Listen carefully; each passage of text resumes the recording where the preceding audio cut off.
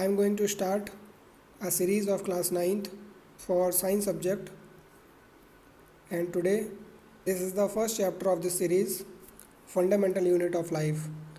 इस चैप्टर में हम कवर करेंगे first of all introduction of cell, उसके बाद 3 postulates of cell theory, types of organism, unicellular, multicellular and their examples.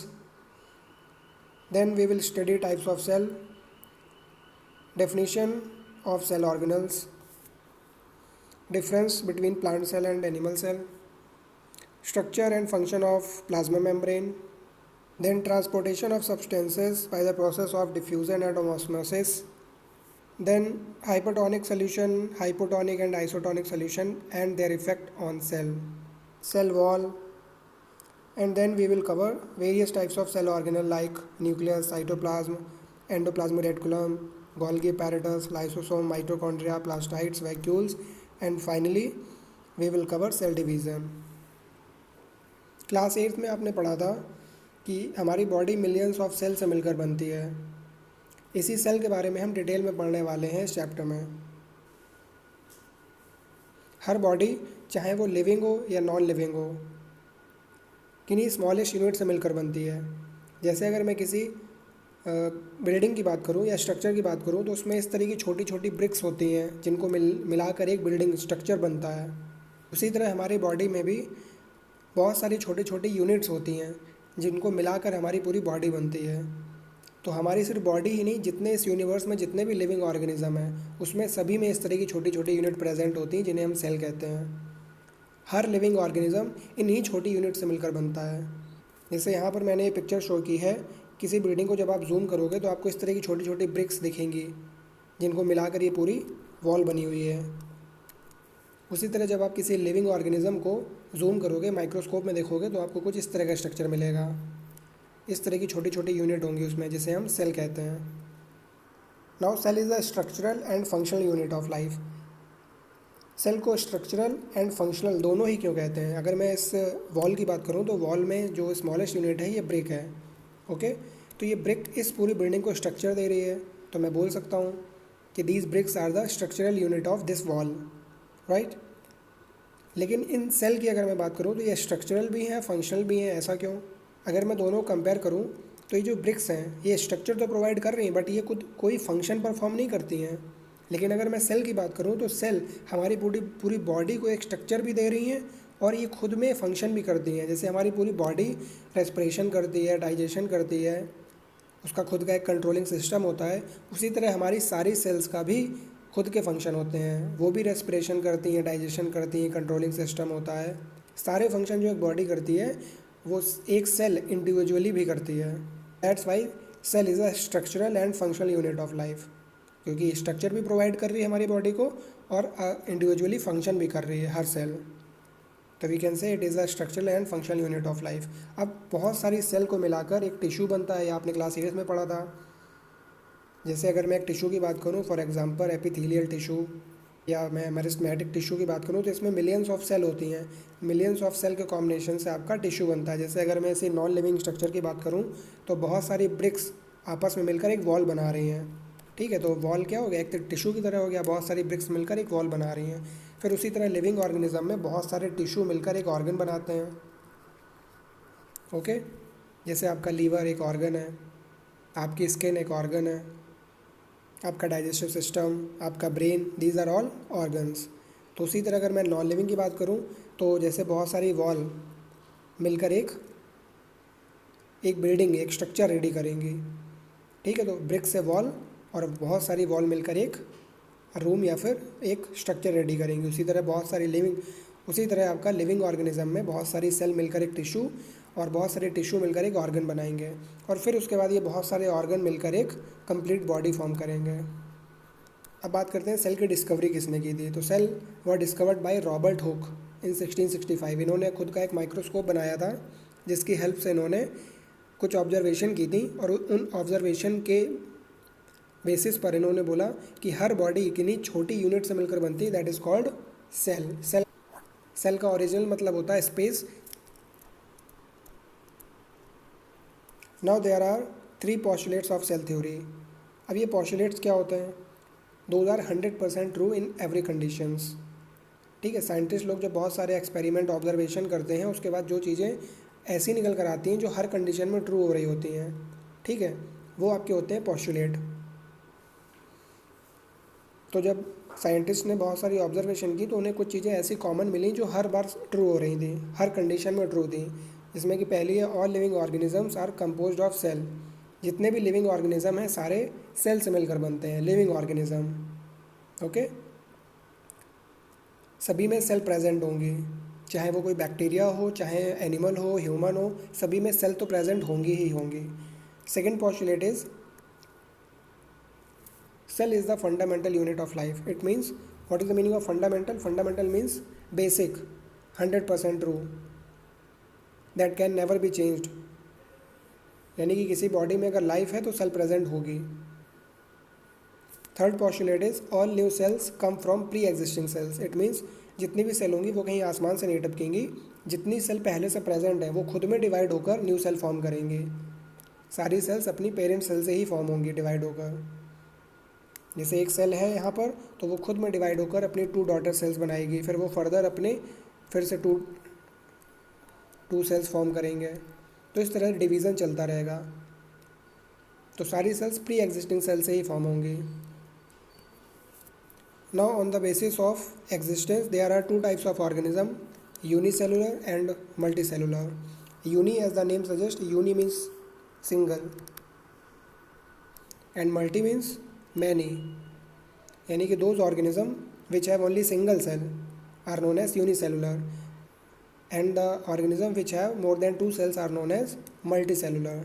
ठीक है, तो नाम से ही क्लियर हो रहा है, इसमें कोई कन्फ्यूज़न नहीं है। Uni means single cell organisms and multi means more than 2 cells organism. Unicellular में आपके एग्जाम्पल्स होते हैं amoeba, paramecium, bacteria etcetera.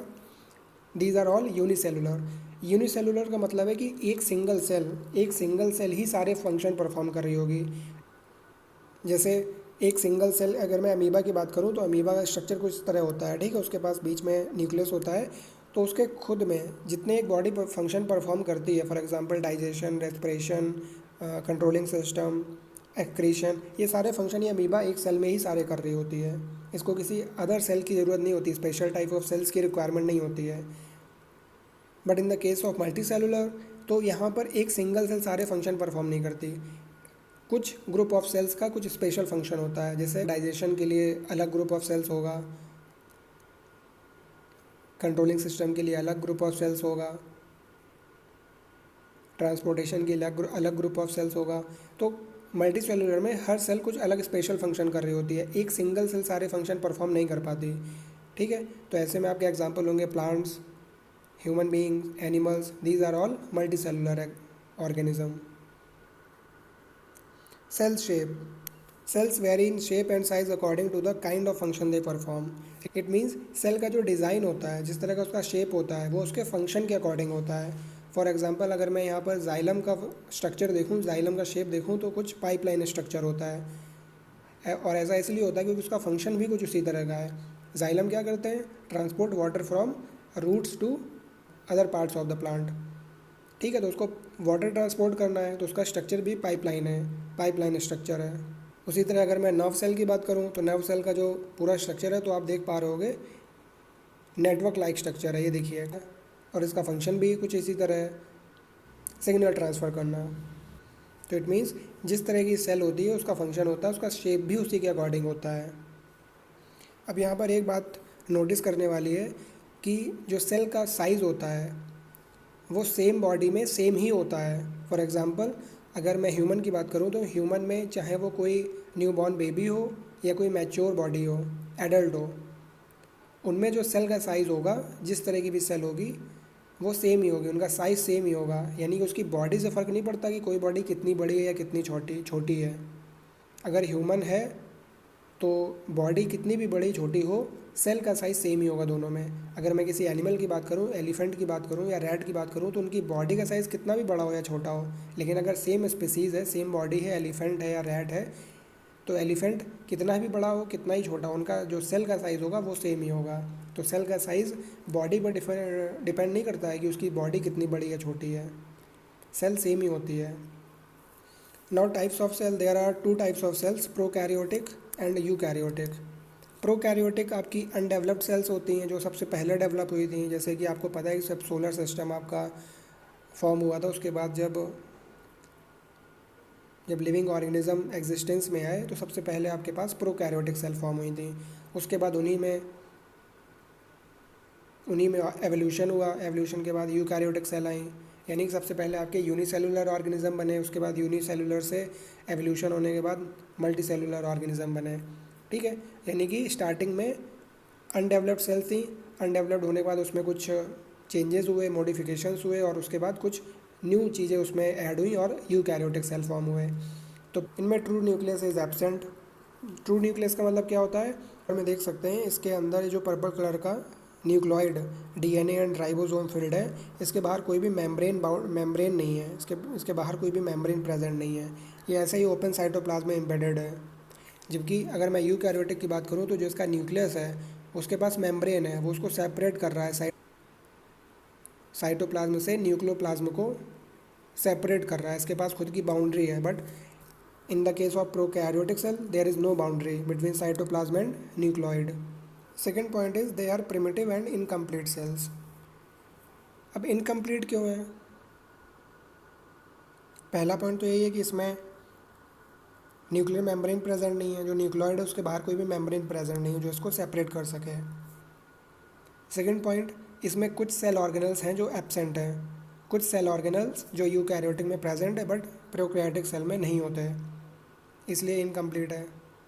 Third point is, ऐसे बहुत सारे मेम्ब्रेन बाउंड सेल ऑर्गेनल्स हैं लाइक माइटोकॉन्ड्रिया, गोल्गी अपैरेटस, ये सारे इसमें एब्सेंट होते हैं, जितने भी मेम्ब्रेन बाउंड हैं। अभी मैं जब ये चैप्टर आप आगे पढ़ोगे तो आपको पता चलेगा which cell organelles are membrane bound, तो वो सारे इसमें एब्सेंट होते हैं प्रोकैरियोटिक में। बट प्रोकैरियोटिक में जो चीज़ें प्रेजेंट होती हैं वो हैं आपकी cytoplasm, plasma membrane and nucleus. Nucleus दोनों में प्रेजेंट है, बट डिफरेंस ये कि न्यूक्लियस ट्रू नहीं है, वेल डेवलप्ड न्यूक्लियस प्रेजेंट नहीं है इसमें।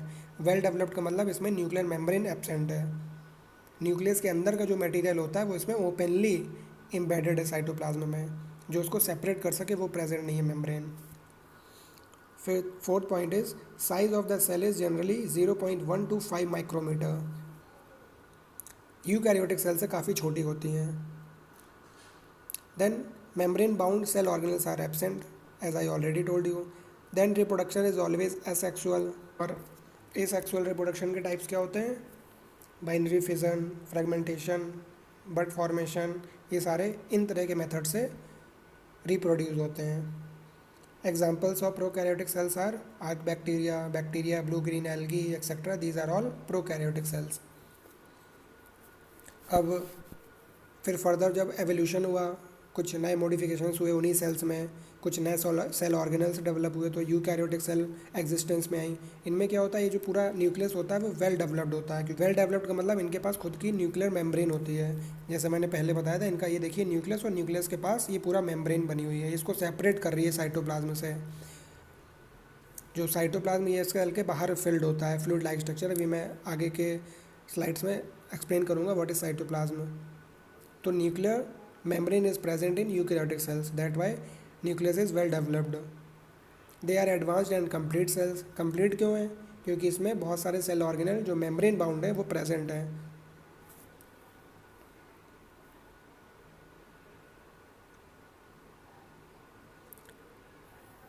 अब eukaryotic cells include both unicellular and multicellular organism. जैसे मैंने बताया prokaryotic cells are mainly exist in unicellular organism, सिर्फ यूनिसेलुलर में ही प्रोकैरियोटिक सेल होती हैं, क्योंकि मैंने आपको एवोल्यूशन का एग्जांपल लिया था, सबसे पहले एग्जिस्टेंस में यूनिसेलुलर ऑर्गेनिज्म आए थे, फिर उनमें मॉडिफिकेशन हुए, अपडेशन हुए, उसके बाद मल्टी सेलुलर ऑर्गेनिज्म एग्जिस्टेंस में आए। तो सारे प्रोकैरियोटिक सेल आपके यूनिसेलुलर में होते हैं, बट यूकैरियोटिक सेल आपका यूनिसेलुलर में भी होता है, मल्टी सेलुलर में होता है, दोनों में प्रेजेंट होता है, यूनिसेलुलर और मल्टी सेलुलर ऑर्गेनिज्म। इनका साइज़ प्रोकैरियोटिक सेल के कंपैरिजन में थोड़ा ज़्यादा होता है, 10 to 100 माइक्रोमीटर तक होता है इनका size. Then membrane bound cell organelles are present such as mitochondria, plastids, endoplasmic reticulum. These all are present in eukaryotic cell. Reproduction is both sexual and asexual, यानी कि ये सेक्सुअल भी रिप्रोड्यूस हो सकते हैं, एसेक्सुअल भी हो सकते हैं। Fungi, plant cell and animal cell are इनके एग्जाम्पल हैं। जैसे हमारी बॉडी, ह्यूमन बॉडी, इनमें क्या होता है, यूकैरियोटिक सेल प्रेजेंट होती हैं, एनिमल में भी यूकैरियोटिक सेल होती हैं, प्लांट सेल में भी होती हैं, जितने भी मल्टी सेलुलर ऑर्गेनिज्म हैं सभी में यूकैरियोटिक सेल प्रेजेंट होती हैं। Now cell organelles. Cell organelles को समझने के लिए आपको एक स्ट्रक्चर इमेजिन करना होगा। For example watermelon. वाटरमेलन को जब आप बीच से कट करते हो तो आपको कुछ इस तरह का स्ट्रक्चर मिलता है। पूरा पार्ट रेड होता है और बीच में कुछ सीड्स होते हैं जो ऐसे रैंडमली एम्बेडेड होते हैं, ब्लैक कलर के। ओके, वाटरमेलन का जो रेड वाला पार्ट होता है, जो पूरा रेड पार्ट होता है, वो आपका साइटोप्लाज्म होता है, ठीक है। और जो बीच में सीड्स होते हैं जो रैंडमली एम्बेडेड होते हैं उस रेड पार्ट के ऊपर, वो आपके सारे सेल ऑर्गेनल्स होते हैं। ओके, जैसे आप इस स्ट्रक्चर में देख पा रहे होंगे कि जितने भी सेल ऑर्गेनल्स हैं, दीज आर सेल ऑर्गेनल्स, ठीक है। ये सारे इसमें रैंडमली एम्बेडेड हैं। Nucleus, endoplasmic reticulum, mitochondria, vacuoles, ये सारे उसमें एम्बेडेड हैं। और जिसके ऊपर ये एम्बेडेड है, ये जो येलो कलर का पार्ट है, ये आपका साइटोप्लाज्म है। Cytoplasm act as a supporting system of these cell organelles. Inside the cell there are different parts of performing different activities to keep the cell alive. These parts are called cell organelles. यानी कि जितने भी cell organelles होते हैं वो सभी कुछ particular function कर रहे होते हैं। जैसे अभी आपने पढ़ा सेल ऑर्गेनल्स के example, mitochondria, plastids, nucleus, these are all cell organelles. और ये सभी कुछ पर्टिकुलर फंक्शन कर रहे होते हैं। कोई डाइजेस्टिव सिस्टम का पार्ट होता है, कोई रेस्पिरेशन का पार्ट होता है, कोई कंट्रोलिंग सिस्टम का पार्ट होता है, सभी का कुछ ना कुछ फंक्शन होता है। अगर कोई भी सेल ऑर्गेनल अपना फंक्शन करना बंद कर देगा तो सेल डेड हो जाएगी। तो ये सारे सेल ऑर्गेनल्स को अपने डेफिनेट फंक्शन करना ज़रूरी होता है to keep the cell alive. A cell is generally composed of 3 basic components, plasma membrane, nucleus, cytoplasm. यानी कि सेल चाहे वो प्रोकैरियोटिक हो या यूकैरियोटिक हो, these 3 basic components are always present in them: plasma membrane, nucleus and cytoplasm. अब सबसे पहला कंपोनेंट है सेल मेम्ब्रेन। काफ़ी इंपॉर्टेंट है, इसके बारे में स्टडी करते हैं। First, it is the covering of the cell that separates the content of the cell from its external environment. ये जो आउटर कवरिंग आप देख रहे हैं इस पूरे सेल की, ये वाली लेयर, ये जो आउटर कवरिंग है ये वाली,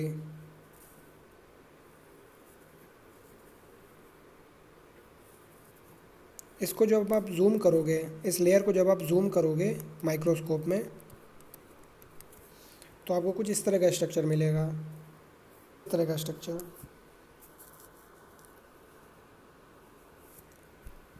सेल मेम्ब्रेन का रोल क्या होता है? जैसे अभी मैंने आपको वाटरमेलन का एग्जांपल दिया, तो वाटरमेलन की जो बाउंड्री है, जिसके अंदर रेड कलर का पार्ट आपको दिखता है, तो उसके बाहर जो भी बाउंड्री होती है वो आपकी सेल मेम्ब्रेन है, जो उसको आउटर एनवायरनमेंट से सेपरेट कर रही है, उस रेड पार्ट को, ठीक है। यानी कि कोई भी, जब आप उसको कट करोगे तो सबसे पहले वो लेयर को आपको कट करना पड़ेगा, आउटर कवरिंग को, तब वो अंदर का रेड पार्ट कट होगा।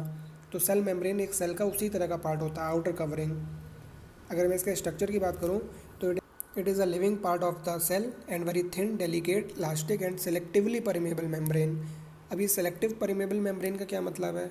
It means it allows only certain types of substances in and out of the cell. यानी कि इस मेम्ब्रेन के अंदर और बाहर कुछ पर्टिकुलर सब्सटेंस ही एंट्री और एग्जिट ले सकते हैं। सारे सब्सटेंस इसके अंदर नहीं आ सकते हैं, सारे सब्सटेंस इसके बाहर नहीं जा सकते हैं, इस मेम्ब्रेन के बाहर। इस सेल मेम्ब्रेन के अंदर और बाहर कुछ पर्टिकुलर सब्सटेंस ही ट्रांसपोर्ट कर सकते हैं। Then it is composed of lipid and protein. ये जो आप स्ट्रक्चर देख रहे हैं यहाँ पर, ये देखिए जो आपको डबल लेयर स्ट्रक्चर दिख रहा होगा, ये लिपिड का स्ट्रक्चर है, ये लिपिड बाई लेयर है। ये आपको हेड दिख रहा होगा और ये उसके रेड कलर की टेल है, ठीक है। और उसी तरह यहाँ पर उसके नीचे भी एक हेड और एक टेल है। तो ये फॉस्फोलिपिड बाई लेयर होती है। बाई लेयर मतलब 2 लेयर स्ट्रक्चर होता है लिपिड का, एक हेड अपवर्ड साइड और एक हेड डाउनवर्ड साइड, इस तरह की tail to tail bilayer structure होता है और उसमें बीच बीच में प्रोटीन एम्बेडेड होती हैं। ये जो ब्लू कलर के बबल्स देख रहे हो ये आपकी प्रोटीन है जो इसमें बीच में फंसी हुई है, एम्बेडेड है। और ये जो बीच में आप पोर्स देख रहे हो ब्लू कलर के, जो आप जैसे स्टोमेटा का स्ट्रक्चर होता है लीव्स में, उसी तरह का स्ट्रक्चर यहाँ पर जो आप देख रहे हो ये पोर्स होते हैं, इनके थ्रू ही ट्रांसपोर्ट होता है substance in and out of the cell. Function of cell membrane, it permits the entry and exit of substances in and out of the cell। जितने भी सब्सटेंसेस की एंट्री और एग्जिट करानी है वो सबसे पहले इस मेम्ब्रेन के थ्रू जाएंगे। And it also prevents the movement of some specific substances, so it is called the selective permeable membrane. ठीक है, आपसे जनरली क्वेश्चन आता है why plasma membrane is known as selective permeable membrane, तो उसका आंसर आपको मिल गया है, because it prevents the movement of some specific substances and it allows only some specific substances in and out of the cell. इस animation में आप देख पा रहे होगे कि अगर मैं इस ग्रीन कलर के सब्सटेंस की बात करूं तो ये ग्रीन कलर का सब्सटेंस इस मेम्ब्रेन के थ्रू ट्रांसफ़र नहीं हो पा रहा है, बल्कि जबकि जो ब्लू डॉट्स हैं ये इस पूरे मेम्ब्रेन के इस साइड और उस साइड ट्रांसफ़र हो रहे हैं।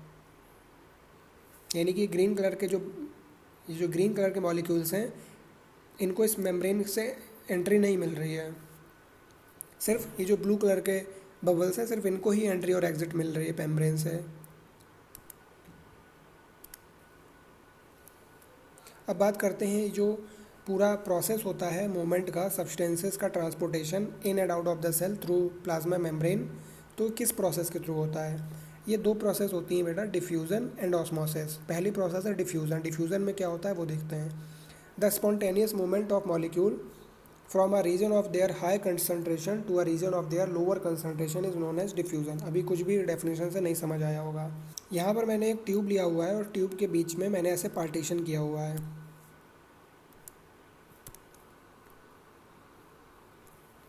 और इसके बॉटम साइड में मैंने एक गैस फिल की है, ब्रोमीन गैस। ठीक, इनिशियली इसमें 100% ब्रोमीन गैस है नीचे की तरफ। ठीक है, कुछ इस तरह का स्ट्रक्चर है। इसके बीच में नीचे साइड मैंने गैस फिल की है, ब्रोमीन गैस, और ऊपर एयर है। ऊपर कोई भी गैस नहीं है, सिर्फ एयर है, 100% एयर। और यहाँ पर नीचे साइड है 100% ब्रोमीन गैस। अगर मैं इस पार्टीशन को बीच से हटा दूंगा, बीच से इस पार्टीशन को हटाऊंगा, तो ये जो पूरी गैस यहाँ पर फिल है ये कहाँ की तरफ ट्रांसफ़र होगी, अप साइड। ऐसा क्यों होगा, क्योंकि ऊपर साइड सिर्फ एयर है, लोअर डेंसिटी है, डेंसिटी कम है गैस की, तो ये सारी गैस उस तरफ ट्रांसफ़र होगी। आपने सोशल साइंस में पढ़ा हुआ था breeze, sea breeze and land breeze. तो वहाँ पर क्या होता था कि जहाँ पर वैक्यूम क्रिएट होता था, वैक्यूम की तरफ एयर पूरी ट्रांसफ़र होती थी उस वैक्यूम को फिल करने के लिए। तो उसी तरह यहाँ पर नीचे वाले पार्ट में बहुत सारी गैस भरी हुई है। ठीक है, ऊपर कोई भी गैस नहीं है, सिर्फ एयर है।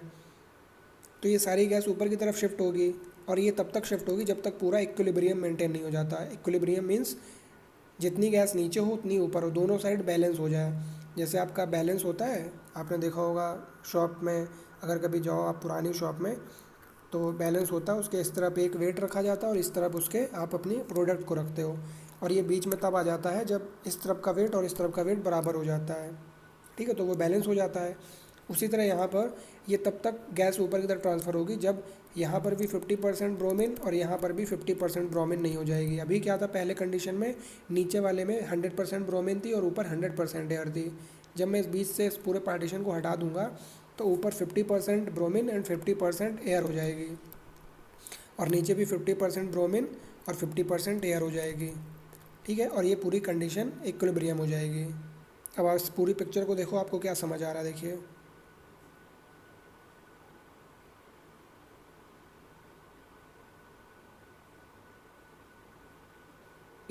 अगर मैं इस पिक्चर को फिर से ड्रॉ करूं, तो जब यहाँ पर 100% ब्रोमीन थी, यहाँ पर गैस थी, और यहाँ पर कोई गैस नहीं थी, सिर्फ एयर थी, तो कहीं ना कहीं जो गैस का कंसनट्रेशन था वो लोअर, जो आपका बॉटम साइड है वहाँ पर ज़्यादा था, यानी कि यहाँ पर हाई कंसनट्रेशन थी।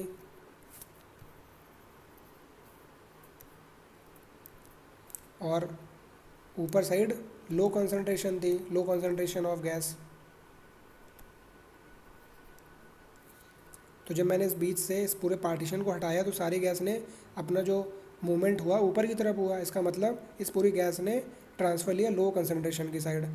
तो इस डिफ्यूज़न की प्रोसेस में यही तो होता है, the spontaneous movement of molecules from a region of their high concentration to a region of their lower concentration. I hope आपको डिफ्यूज़न प्रोसेस क्लियर हुई होगी।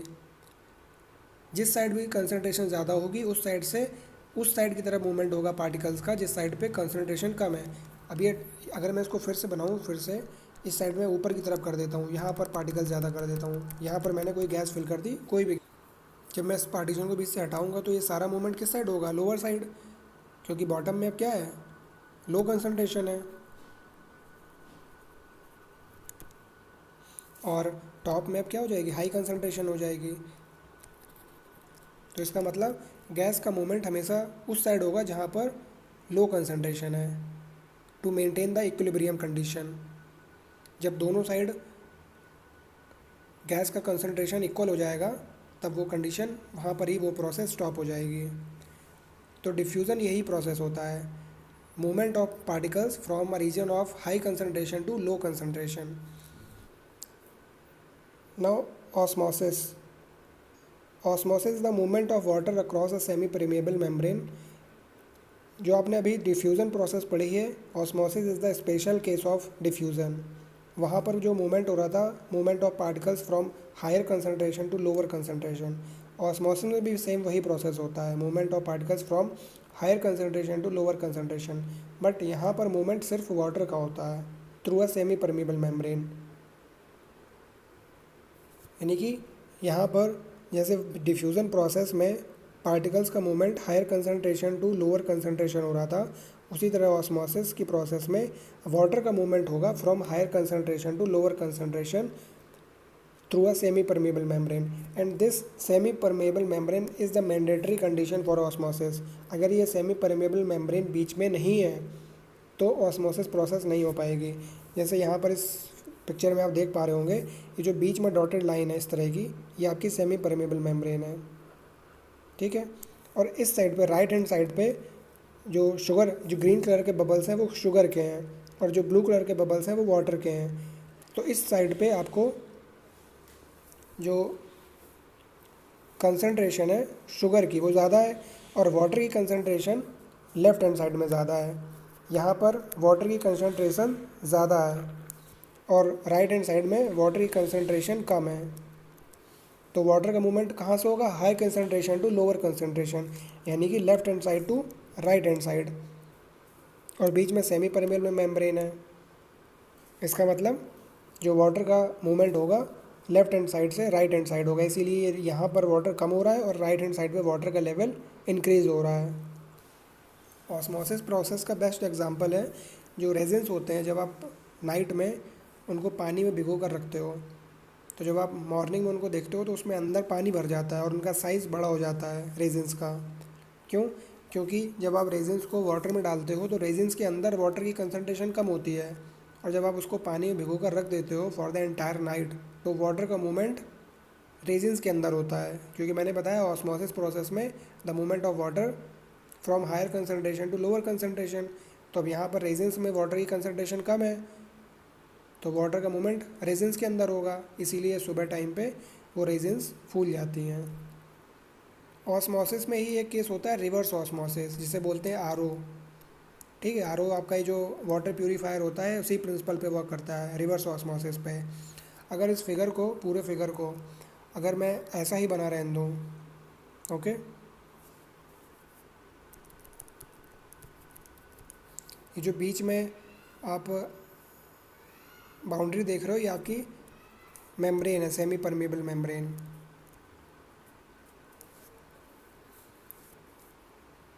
और यहाँ पर मैंने एक पिस्टन लगाया हुआ है, ठीक है, पिस्टन समझते हो आप लोग, जिसके थ्रू फोर्स लगाते हैं नीचे की तरफ पुश करने के लिए, डाउनवर्ड साइड। और मान लो कि इस साइड पे, राइट हैंड साइड पे कुछ इम्प्योरिटीज़ हैं, ठीक है, यहाँ पर इम्प्योर वाटर फील्ड है, ये जो मैं बबल्स बना रहा हूँ ये इम्प्योरिटीज़ हैं। तो इस केस में जब मैं ऊपर की तरफ से फोर्स लगाऊंगा डाउनवर्ड साइड, तो ये पिस्टन इस पूरे वाटर को नीचे की तरफ शिफ्ट करेगा। जब ये पूरा वाटर नीचे की तरफ शिफ्ट होगा तो इस मेम्ब्रेन के थ्रू, ये जो बीच में सेमी परमेबल मेम्ब्रेन लगी है, ये पूरा वाटर लेफ्ट हैंड साइड होगा, ठीक है, क्योंकि उसको और कहीं तो जगह मिल नहीं रही है। तो इस ये पूरा वाटर लेफ्ट हैंड साइड की तरफ शिफ्ट होगा। अब ये जो सेमी परमेबल मेम्ब्रेन है ये सिर्फ वाटर को एंट्री देगी, क्योंकि सेमी परमेबल मेम्ब्रेन क्या करती है, allows only certain type of substances. ये जो बड़े बबल्स हैं, इम्प्योरिटीज़ हैं, इनको ये इस तरफ आने नहीं देगी। तो जो वो सिर्फ वाटर कंटेंट है वो लेफ्ट हैंड साइड के वाले बीकर में आ जाएगा, यहाँ पर सिर्फ वाटर आ जाएगा और सारी इम्प्योरिटीज़ राइट हैंड साइड में ही रह जाएंगी। तो ये रिवर्स ऑस्मोसिस क्यों है, क्योंकि ऑस्मोसिस प्रोसेस में वाटर का मूवमेंट हो रहा था from higher concentration to lower concentration, but इस केस में मैंने फोर्सफुली एक्सटर्नल फोर्स अप्लाई करके वाटर का मूवमेंट कराया from lower concentration to higher concentration.